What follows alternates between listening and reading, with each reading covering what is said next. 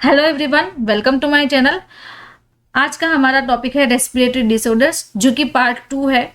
Part 1 में हमने study किया कि न्यूमोनिया, अस्थमा, ब्रोंकियाइटिस, टीबी, ये सारे जो डिजीजेस है वो हमने पार्ट 1 में स्टडी कर लिए हैं, जो कि उसकी लिंक मैं आपको डिस्क्रिप्शन बॉक्स में दे दूंगी। नाउ चलिए हम पार्ट 2 स्टार्ट करते हैं कि कौन कौन से दूसरे जो डिजीजेस है जो कि हमारी रेस्पिरेटरी सिस्टम को अफेक्ट करेगी।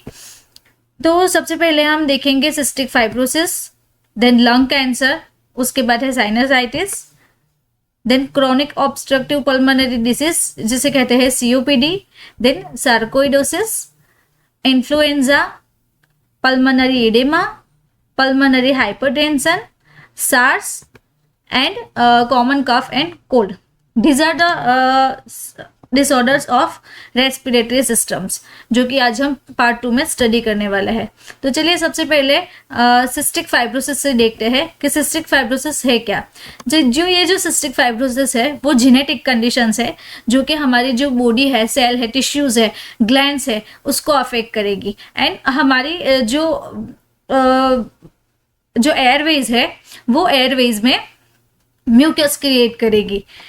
Then cystic fibrosis is a inherited disease, यानी कि genetic disease characterised by buildup of thick sticky mucus. Okay, अगर यहाँ पे हम देखें तो यहाँ पे हमें ये थिक लेयर है वो दिख रहा है एंड स्टिकीनेस दिख रही है। तो buildup of stickiness and thickness of mucus वो कहाँ पे क्रिएट होगी? वो हमारी बॉडी के ऑर्गन में क्रिएट होगी, जिससे कि हमारी जो लंग्स की एयरवेज है वो कंप्लीटली डैमेज हो जाएगी। Now the next one is lung cancer. Lung cancer में क्या होता है? Lung cancer is a one type of cancer that begins in the lungs. Lung जो कैंसर है वो एक वन टाइप का कैंसर है। यहाँ पे हम देखें तो ये जो ट्यूमर सेल्स है वो कहाँ पे बिल्डअप करेंगे? हमारे लंग्स में। अब हमारा जो लंग्स है उसका क्या काम है कि हमारा जो लंग्स है वो ऑक्सीजन को इनहेल करता है एंड कार्बन डाइऑक्साइड को बाहर रिलीज करवाता है। ये जो लंग कैंसर है, it leading cause of cancer death world wide. अगर हमें कोई लंग कैंसर होगा तो लंग कैंसर में डेथ होने के फुल चांसेस है। The risk of lung cancer increases the length of the time and number of cigarette you have smoke. Okay, ये जो कैंसर हो रहा है वो किससे होगा कि जो मेल्स है, फीमेल्स है, अगर स्मोकिंग कर रही है, सिगरेट को इंटेक कर रही है उनकी बॉडी में, तो उसके अकॉर्डिंग लंग कैंसर होगा। Then sinusitis. What is sinusitis? Sinusitis is a inflammation और swelling of the tissue lining of your sinus. यहाँ पे हम देखें ये जो हमारा साइनस का ये जो पूरा पोर्शन है, यहाँ पे इन्फ्लेमेशन होगा, स्वेलिंग होगी। Sinus are structures inside your face that are normally filled with air. जो साइनसेस है यहाँ पे, ये जो साइनसेस है वो क्या है? हमारी जो फेस है, फेस में नॉर्मली एयर से फिल्ड किया हुआ है। Then bacterial infection, viral infection, allergies that can be irritative. अगर हमें कोई बैक्टीरियल इन्फेक्शन होता है, वायरल इन्फेक्शन होता है, या फिर कोई एलर्जी है, यानी कि कोल्ड है, स्नीजिंग हो रहा है, तो उसके अकॉर्डिंग भी ये हमें साइनसाइटिस होगा। तो वो जो ये जो गैप है वो उसे क्या करेगा? ब्लॉक कर देगा। Sinuses are swollen and inflamed for 3 months or longer. Now COPD. COPD क्या है? COPD का फुल फॉर्म है Chronic Obstructive Pulmonary Disease, यानी कि COPD is a common lung disease causing restricted airflow and breathing problem.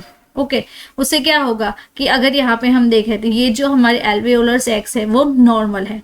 अगर यहाँ पे हम देखें तो एल्वेलरी अफेक्ट बाय एम्फीजेमा। एम्फीजेमा में क्या होता है कि ये जो सैक्स है, एल्वेओलर सैक्स, वो यहाँ पे कंप्लीट राउंड शेप में है और यहाँ पे वो ब्रोकन होके होल वन सैक बना रहा है, उसे हम एम्फीजेमा कहते हैं।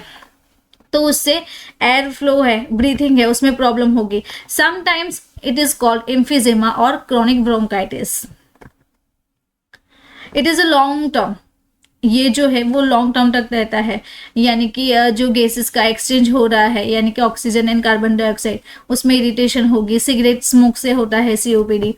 Then sarcoidosis. सार्कोइडोसिस में क्या होता है, illness that cause small nodules known as granulomas in different organ of the body. अगर यहाँ पे हम देखें तो स्कैडिंग जो लंग्स है वो हमें स्कैडिंग दिख रहे हैं, ग्रैन्युलिज्म यानी कि ग्रैन्यूल्स दिखेंगे। इन लार्ज लिम्फ नोड, जो लिम्फ नोड है उस पर वो अफेक्ट करेगा कि ये जो नॉर्मली जो उसका शेप था उससे वो एनलार्ज हो गया।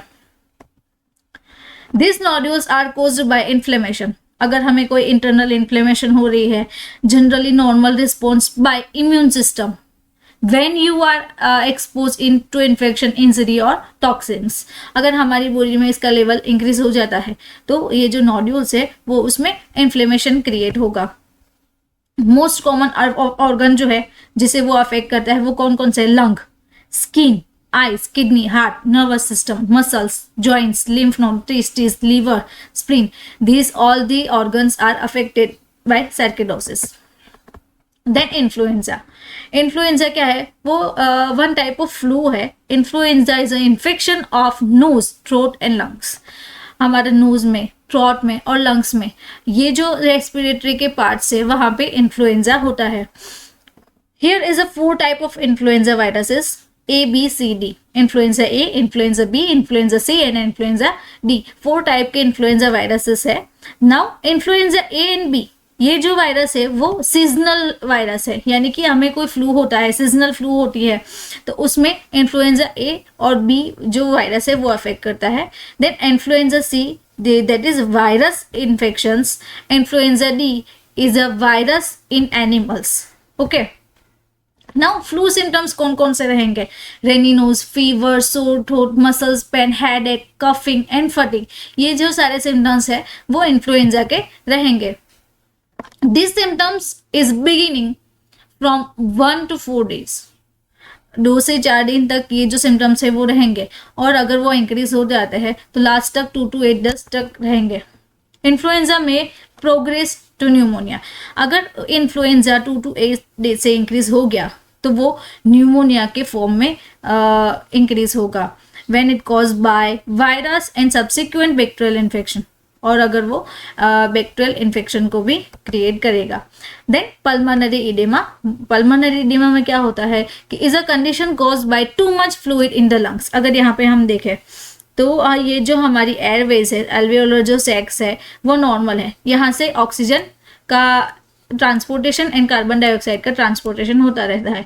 अगर यहाँ पे हम गौर से देखें तो यहाँ पे ये जो फ्लूइड है वो बिल्डअप हो गया है, ये जो एयर सैक्स है वो फ्लूइड से भर चुकी है। तो फ्लूइड जमा होना एयर सैक्स में, fluid is collected in many air sacs in the lungs make it difficult to breathe. उससे क्या होगा, हमें ब्रीथिंग करने में डिफिकल्टी होगी। Then pulmonary hypertension. Pulmonary hypertension में क्या होता है कि हाई जो ब्लड प्रेशर है वो पल्मोनरी आर्टरी है उसमें ऑक्सीजन को पुअर ब्लड सप्लाई मिलता है from the your heart to lung. यहाँ पे हम देखें तो ये जो ये जो एयर सप्लाईज हो रहे हैं, ब्लड सप्लाईज हो रहे हैं, ये नॉर्मल से। यहाँ पे पल्मोनरी आर्टरी जो है वो कैसे होगी, नैरो हो गए। नैरो होने से ये जो ट्रांसपोर्टेशन होता है वो कंप्लीटली नहीं होगा, सर्कुलेशन कंप्लीटली नहीं होगा। The most common cause are heart disease, lung disease and hypoxia. Symptoms कौन कौन से है, shortness of breath during usual routine. हमारा जो रूटीन है उसमें से हम रूटीन के दरमियान ब्रीथिंग शॉर्ट हो जाएगी। अब हम देखते हैं सार्स। सार्स क्या है, SARS is a severe acute respiratory syndrome. हमारे जो रेस्पिरेटरी ट्रैक है उसका वो सिंड्रोम है, respiratory syndrome, severe acute respiratory syndrome that is called SARS is a viral respiratory disease of zoonotic origin. Okay, उसका जो वायरस का नाम है वो क्या है, zoonotic, caused by severe acute respiratory syndrome corona virus. Corona virus से वो अफेक्ट करता है। लाइक अभी कोरोना वायरस जो आया था उसमें सार्स के रिलेटेड जो सिम्टम्स थे उसका नाम था सार्स को और सार्स को 1। Then SARS is a rapidly spreading. SARS कैसे अफेक्ट करेगा, रैपिडली स्प्रेड होगा, रेस्पिरेटरी में इलनेस आएंगी, फैटल कंडीशन यानी कि बॉडी को वो लूज कर देगा, वायरल डिजीजेस होंगे। ये सारे जो सिम्टम्स है वो सार्स के हैं। Then common cold and cough. A cold is a contagious upper respiratory infection that affect your nose, throat, sinus and windpipe यानी कि ट्रेकिया। ये जो एरियाज थे वहां पे कोल्ड अफेक्ट होगा. Now cough is a natural reflex that is our body's ways to removing irritant from upper throat and lower airways. अब हमारी जो थ्रोट है उसमें कोई इरिटेशन हो रहा है तो हम उसे कफिंग के थ्रू रिमूव कर सकते हैं. यानी कि अगर यहाँ पे हम देखें कि कौन कौन से सिम्टम्स होंगे, तो यहाँ पे है फीवर, हेडेक, देन चिल्स यानी कि ठंडी लगना, कफिंग, सोर थ्रोट एंड रेनिटिस यानी कि जो यहाँ पे दिख रहा है रेनी नोज होना. ये जो सारे सिम्टम्स है वो कॉमन कफ एंड कोल्ड के थे. Thank you for watching my video. अगर आपको वीडियो अच्छी लगे तो लाइक करें, शेयर करें, सब्सक्राइब करें. इस टाइप के मोर एजुकेशनल वीडियोस के लिए आप हमारे चैनल को सब्सक्राइब कर सकते हैं.